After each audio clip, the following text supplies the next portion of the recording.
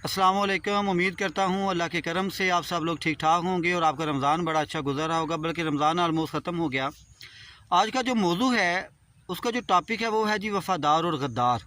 तो maxim Gorky ने बड़ी मज़े की लाइनें लिखी हैं और वो लाइन ये है जी कि वो पता जो हिज़ा में नहीं गिरता वो अपनी बरादरी के लिए गद्दार, दरख्त के लिए वफ़ादार और मौसमों के लिए बागी होता है। हमारे साथ भी कुछ ऐसा ही होता है। अगर हम किसी के हक़ में बात करेंगे तो हम उनके वफ़ादार होंगे, जिनके हक़ में बात नहीं की जाएगी उनके लिए हम गद्दार होंगे, और कुछ लोग ऐसे होंगे जो हमें दोनों सूरतों में नहीं जीने देंगे और जो हमें बागी कहेंगे। अब बंदा करे तो क्या करे। हमारी लाइफ जो है वो बड़ी मुश्किल, बल्कि मुश्किल से मुश्किल होती जा रही है। हमें लोगों को खुश करने के लिए कई करैक्टर अदा करने पड़ते हैं, और वो करैक्टर अक्सर औक़ात ऐसे होते हैं जो हमारी पर्सनैलिटी से मैच नहीं करते, हमें पसंद नहीं होते, लेकिन उसके बावजूद हमें अदा करने पड़ते हैं। और उसमें बल्कि मैं एक ये बात ये भी करूँगा कि हम में से कुछ लोग ऐसे भी होते हैं जो हकीकत में तो गद्दार होते हैं, लेकिन वो अपनी पर्सनैलिटी से और अपने अल्फाज से इस तरह से प्रिटेंड करते हैं कि लोग उन्हें वफ़ादार कहें।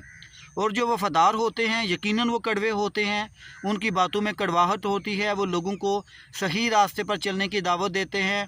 और अगर वो कोई अच्छी बात करें, क्योंकि वो उन्हें पसंद नहीं आती, इसलिए वो गद्दारी के ज़ुमरे में आते हैं।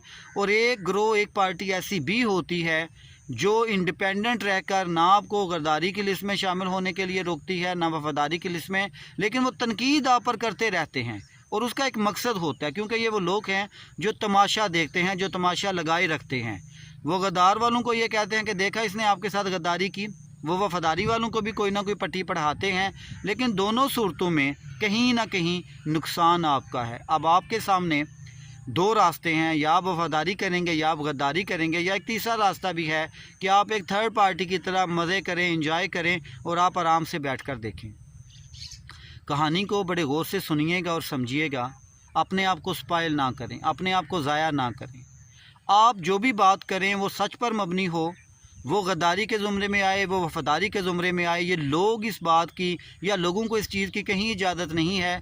या सबसे बड़ी बात मैं ये कहूँ कि कोई लोग इस काबिल नहीं हैं कि वो आपका करैक्टर सर्टिफिकेट इशू करें और आपके बारे में बताएं कि आप गद्दार हैं या आप वफ़ादार हैं या आप बागी हैं। आपका जो करैक्टर है वो आपको पता है, और आप अपना करैक्टर सर्टिफिकेट ख़ुद इशू करेंगे। जब आप लोगों को ये सर्टिफिकेट देने की इजाज़त दे देंगे तो फिर आपको आए दिन ऐसे सर्टिफिकेट का सामना करना पड़ेगा। बात को समझिएगा, बात बड़ी बारीक बीनी की है। अपनी पर्सनैलिटी को लोगों के हाथों में मत दें और अपने आप को स्पॉइल होने मत दें।